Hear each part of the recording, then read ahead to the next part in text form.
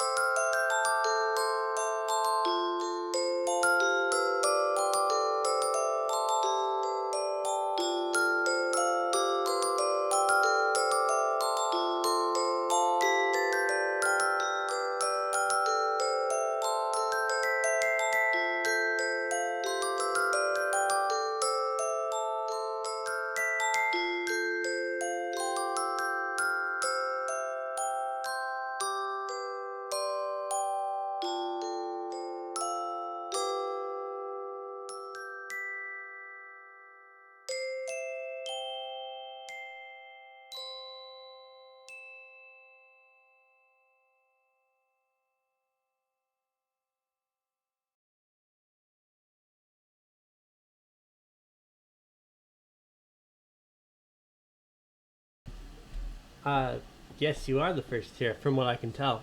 And I'm gonna get started here. So, yes, welcome. I'm Ninja Kitty. Hey, and I play improv piano, which mostly just means I play what comes to mind, and that's generally what we get. As far as requests and things, not the best playing sheet music or playing by ear, so I can't play just any random song on the fly. Super sorry, but hey, if you got like a story prompt, a phrase, couple words, general feeling or emotion, or even rhymes to notes, love to take that kind of stuff and improv with it. So,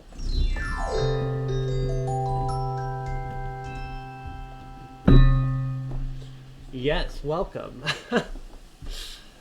Yeah, a little bit more of a peaceful start there. I was just playing around with instruments, and I got here. I was last night. I just didn't switch the piano over again. The In particular, I was remembering an old fun idea I had. I play D&D and Pathfinder and stuff. Or rather, I play Pathfinder, Starfinder, and apparently now like a Fallout roleplay system that we're just finishing up, like the last what is it session, just a little bit later here today. So we'll be back to Starfinder in the afternoons here, um, but I was thinking about what would be really cool for like a race or something in like Pathfinder, in like a fantasy setting. And I was like, what if we had like a race of little mechanical fairies, and what they're like based on music boxes. And so when they speak, they can't speak like normal language. They can only speak in little like twinkles, like a little music box. And so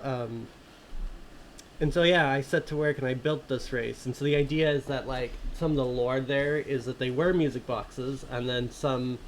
I think I had said, because it was in like the Pathfinder setting, that they had been awakened by Desna, which is kind of a butterfly god, and butterfly god of travel and dreams and stuff, and so they were awakened in order to defend a town from nightmare monsters. Uh, so yeah, so when they speak, oh, I guess I actually do have a music box. So when they speak, right, they'd like, if they're trying to like say yes or something, they'd sound like this.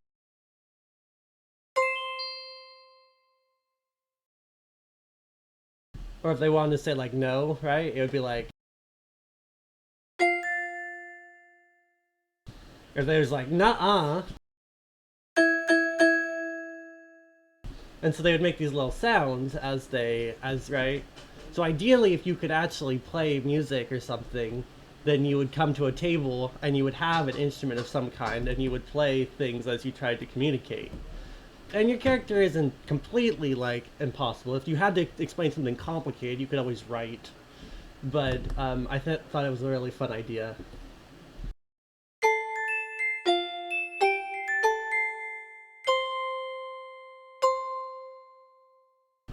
Anyways, I I don't know. I just thought it was a fun idea. But we'll go back and play normal piano, because that's what I said I was going to do today. This is the bright piano that I normally play.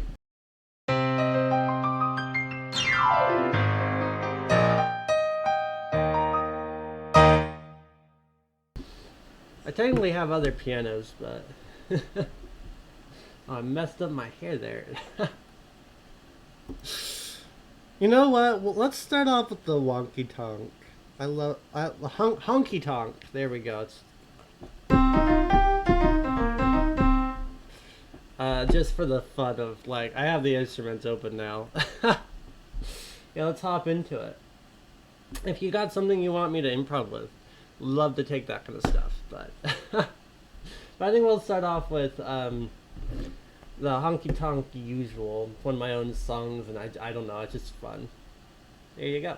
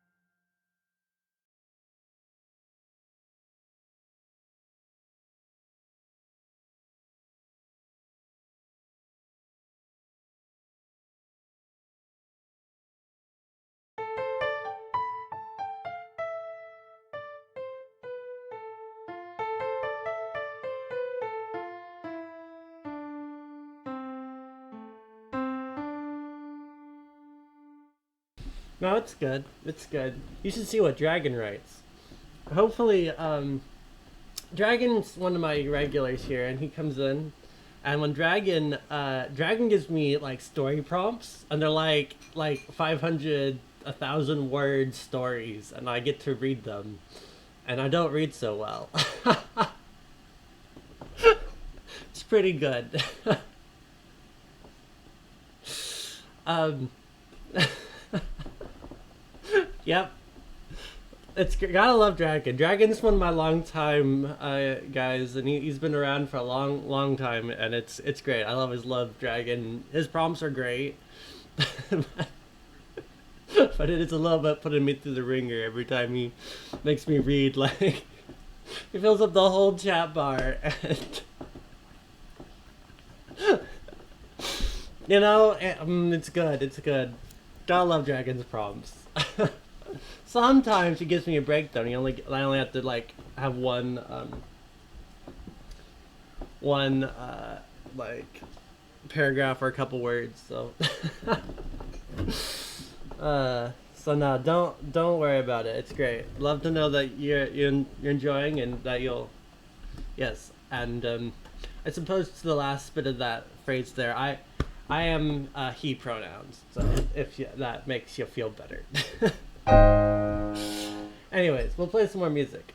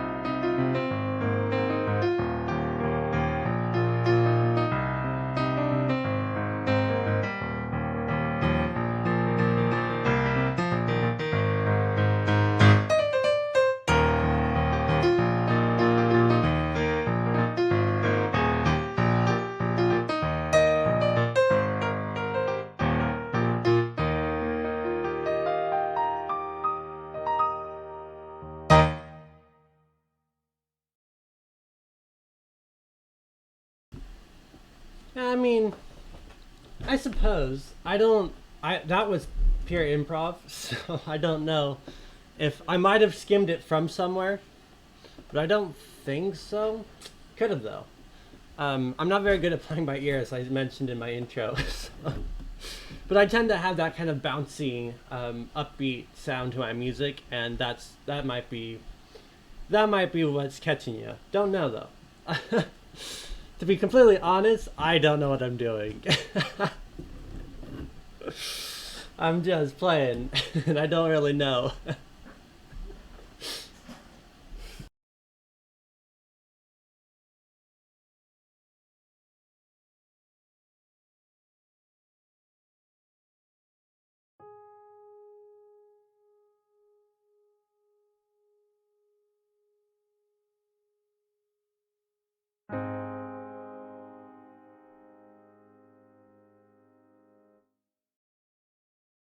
I'm gonna play River Flows in You. I'm struggling. Maybe I'll check my list next.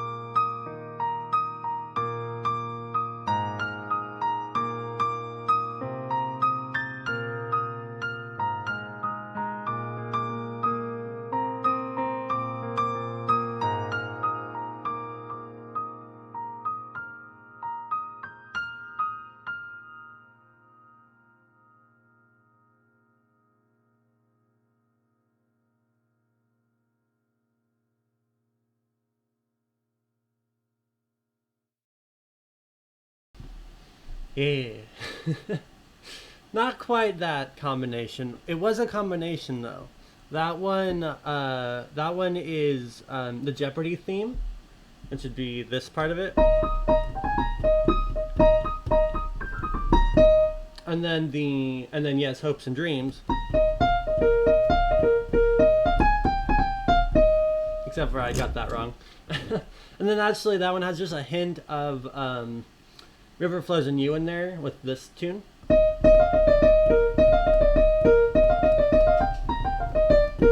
So yeah, there's like three different tunes in there. And they work really well together. I think it's hilarious, but it also sounds awesome. So I thought maybe the next one we'd play would be another one of my triple song combos. X Files, Megalovania, and Tetris, or rather the X Tetra, what X Megalo Tetris files. That's what I think Dragon called it. So yeah, here you go.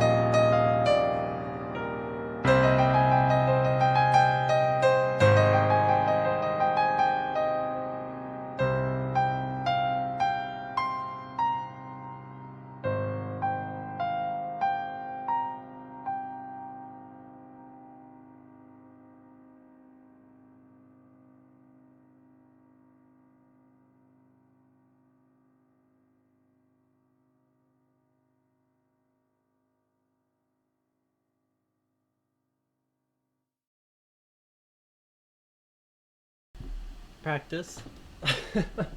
No, I don't know. Like when I'm improv, right? I'm like fully self-taught, so I don't really. I kind of know music theory. It helps a lot to know a little bit of music theory, but but mostly what I do is I just jam them together. I think about songs in terms of motifs, right? So you have one sound, and you tack that on to another motif. And by doing that, you build sections. And then all you have to do is figure out how to transition. And so, yeah, I have, by the innate nature of how I improv, assuming I know a tune, I am able to take that tune and curl it back in because, like, as I play, I hit wrong notes, and that wrong note now becomes the right note because I twist the improv in order to make that the right note. So when you jam two things together that shouldn't match, there's wrong notes, quote unquote, in between. And those wrong notes form the transition as I morph them into the proper improv. So it's kind of cheating, but it's also basically there is no wrong notes in improv. There's only happy accidentals. Um,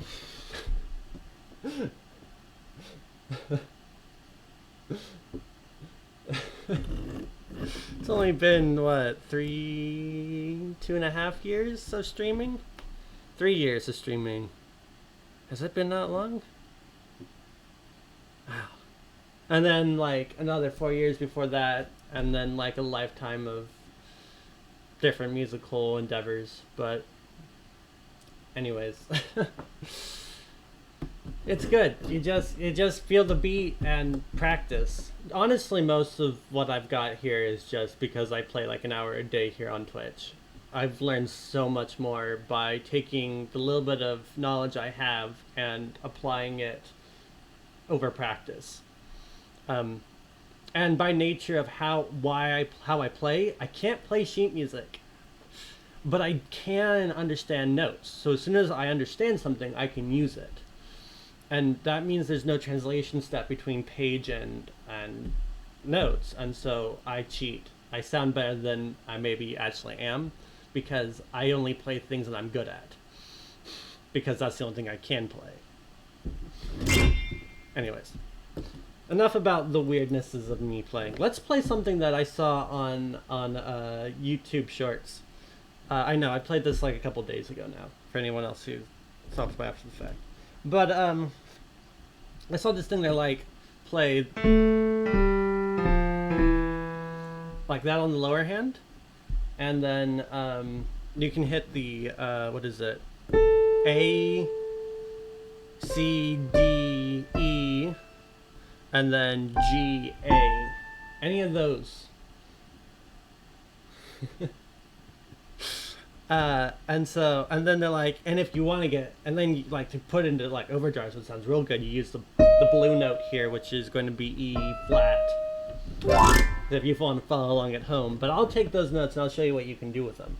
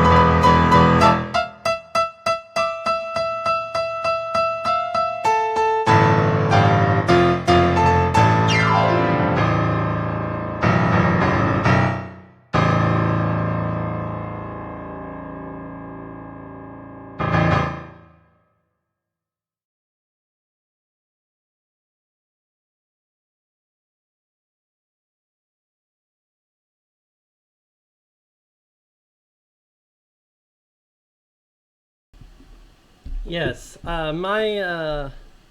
this is a Yamaha Clavinova CSP 150. It is a beautiful piano. It's cantilevered, and it doesn't have a proper interface here up top. It has like one function button way down at like the bass end down here, and for the most part, I connect it to my phone via either cable or I can connect it via the Wi-Fi adapter thing, and that's how I control the various settings of the piano. It is an electric piano, so yeah. High fidelity capture of all the sound by just plugging it into the laptop. Pretty good. Love this piano. It's my favorite toy ever. Ah. Maybe we have time for maybe just one more here. I only play for an hour generally, but let's see. What do I got in me? Why don't we play the infamous single finger song? It is a song I invented to demonstrate how much you can do with one finger. Um, I do not recommend it. It probably hurts the finger a little bit, and I will use the lower hand for accompaniment, so it's not technically only one finger, but shh. I promise, this is not something to be taken lightly. No, just kidding. Don't try it at home, folks. What?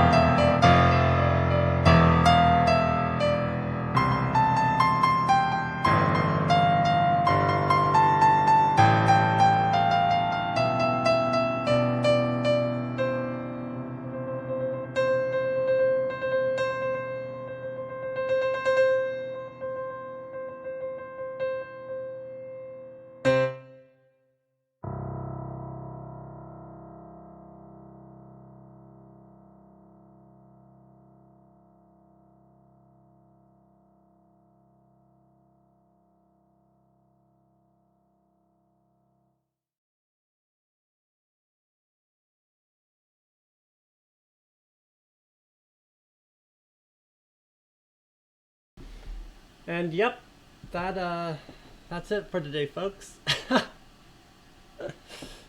Finger's still attached, so that's good. I don't recommend it. It's not a particularly good skill to have to be able to hit a note that many times with a single finger, but you know, but I can do it. No, there's also a lot of good, fun reasons why I like that song. One of them is to point out that hitting one note is not much different than hitting two notes across an octave. And so having accuracy in being able to hit one note translates actually to having accuracy across multiple notes. So I can play something very quickly with two notes like this.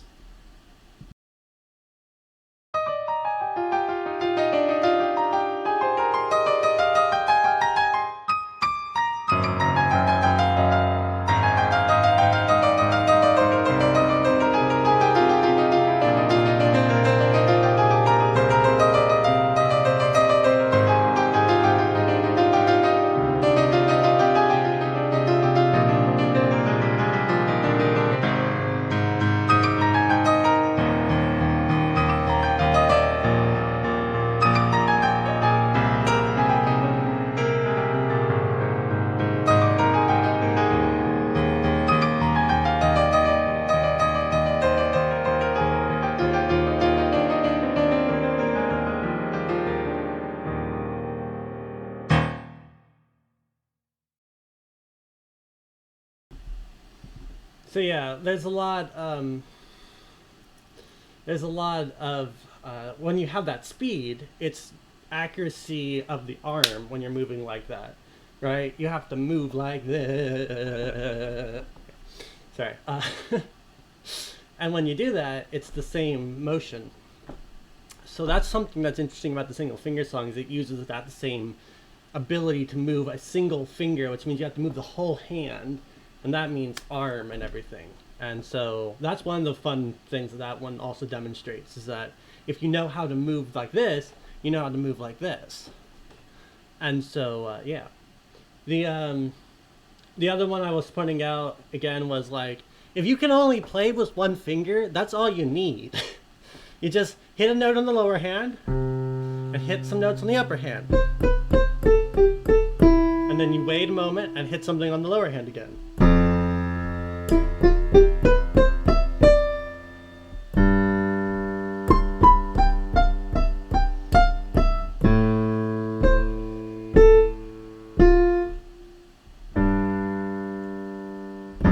So it's also a demonstration that no matter how much dexterity you have in your hands, you can play music. There's, as long as you get a feel for notes, you can play music. I highly recommend learning hand positions. Very good. But it's not necessary to actually playing music.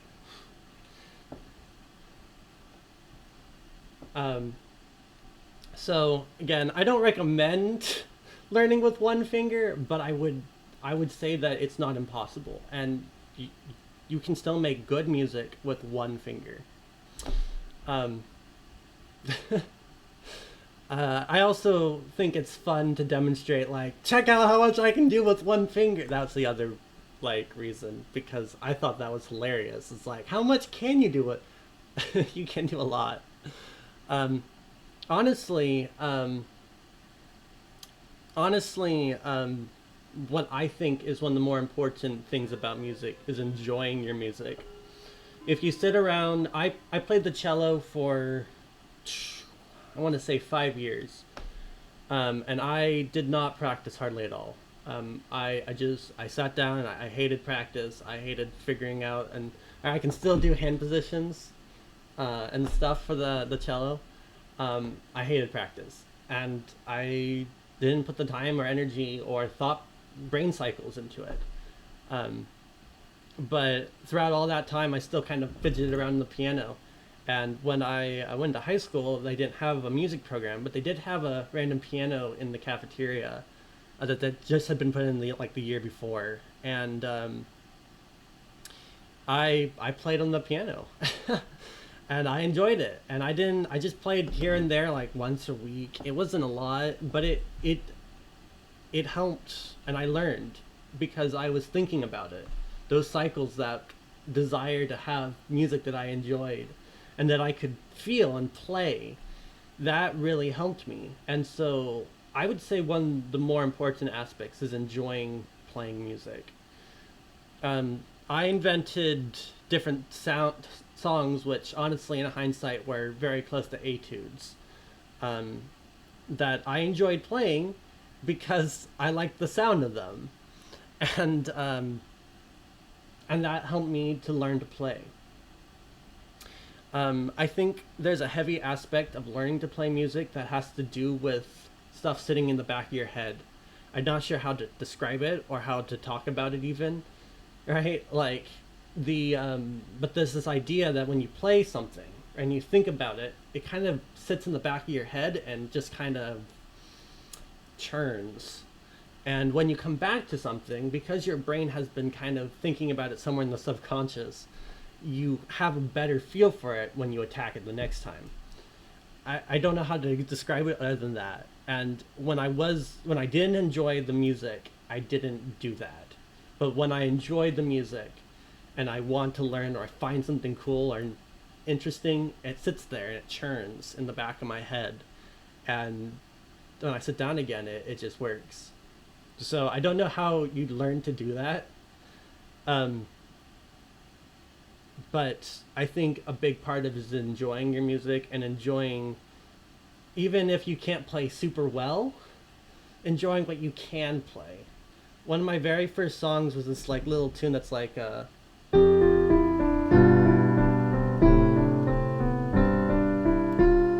like the whole thing. And I would play this little bit here, and it's like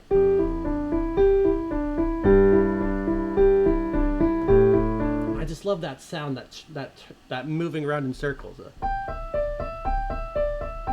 Isn't that a fun sound?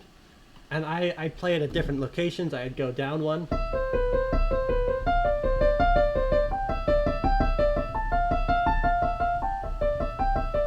And I just play it. And I enjoyed it. And that was good. And I learned to move my fingers because the more I play, the more my fingers gain dexterity and speed. But I also gained a feel for what different sounds are. And when you move a note up the piano, what does that actually sound like? And you get a feel for the notes. And that brings me to, I think, the other really important thing that you need to know about music is you have to be able to feel music. It's one thing to be able to play a note. Anyone can play a note. The question is, can you play a note with the right timing and the right feel in the moment that you need to play that note? You can play Twinkle Twinkle Little Star really planned.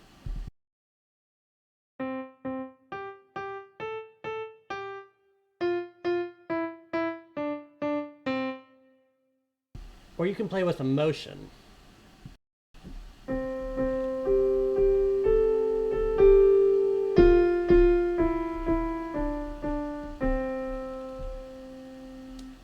It's hard to demonstrate on a piano, but my orchestra teacher was demonstrated with the violin.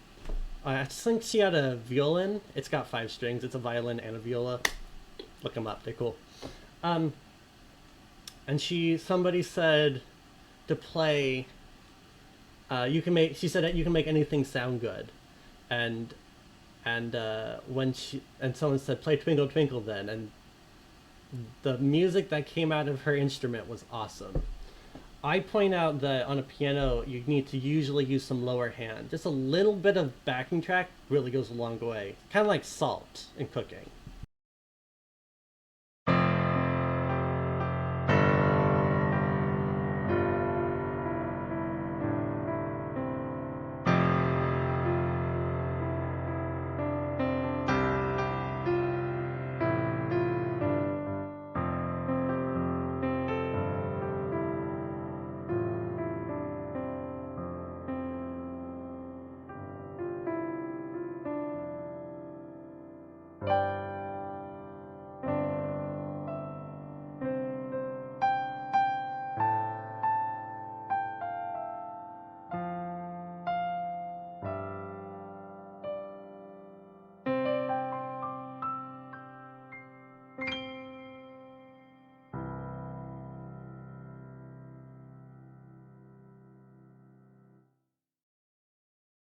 So yes, understanding notes and how they go together and what sounds good next is how I play music. I don't know how I would play, and I think everybody has to learn some version of that. Whether you learn sheet music, whether you learn improv, you get a feel for how notes should move. And that understanding powers your ability to play music. When you look at sheet music, you read a note, you're also internally anticipating what kind of notes should come next. And when you're not used to playing some type of new music, you see that next note and you go, wow, I guess I never thought about going from like that seventh up to maybe this ninth. But it sounds really good if I play that right.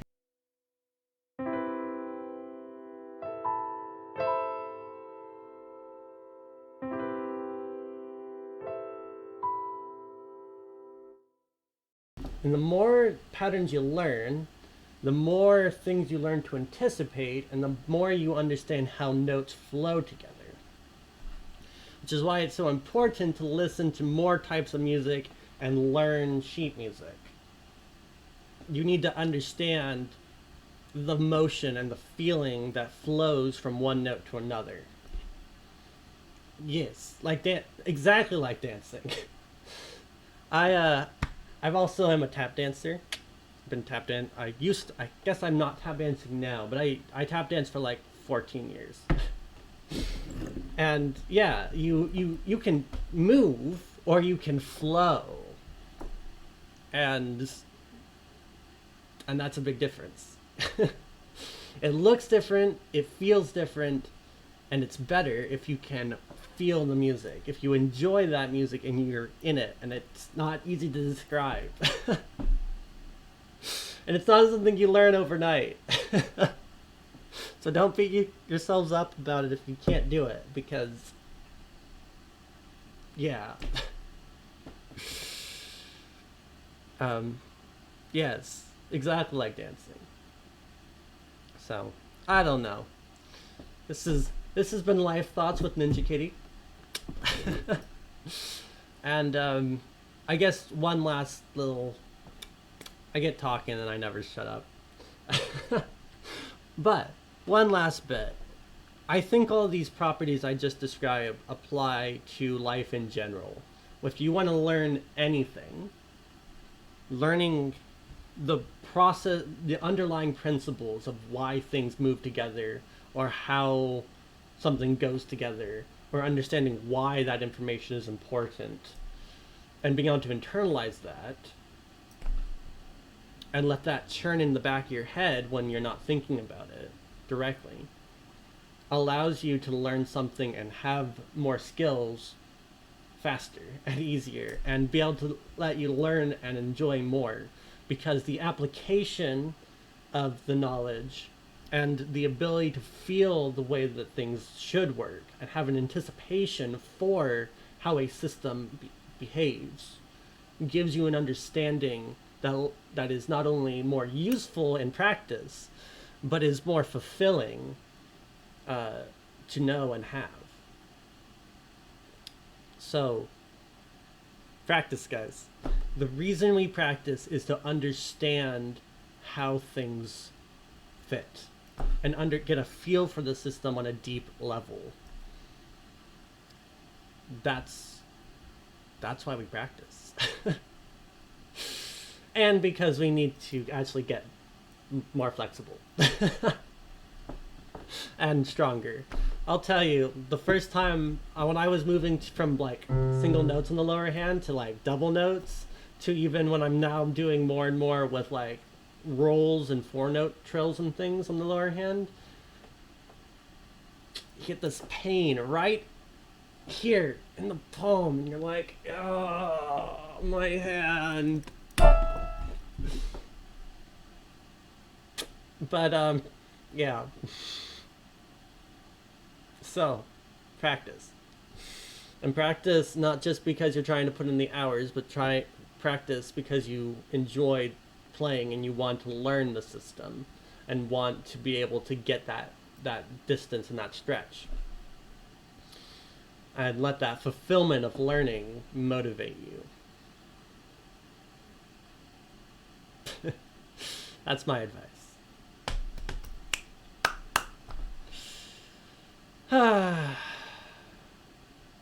Well, I think I'll try to cut the tangent.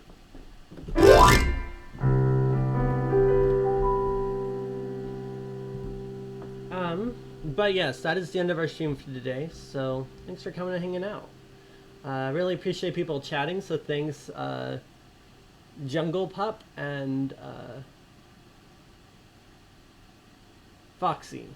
Yes, I'm awesome at reading. I promise. Not really. I'm horrible at reading.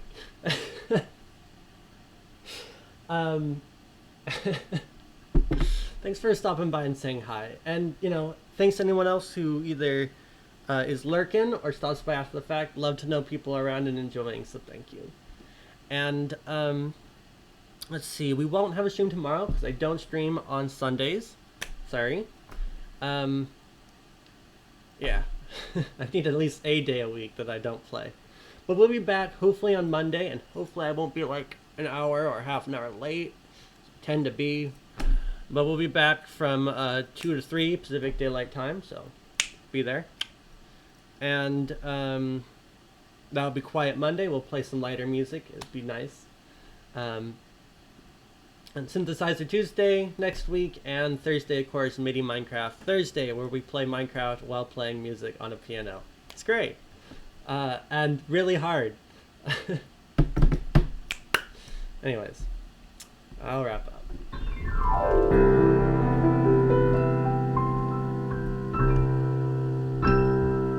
Until next time, folks. See ya.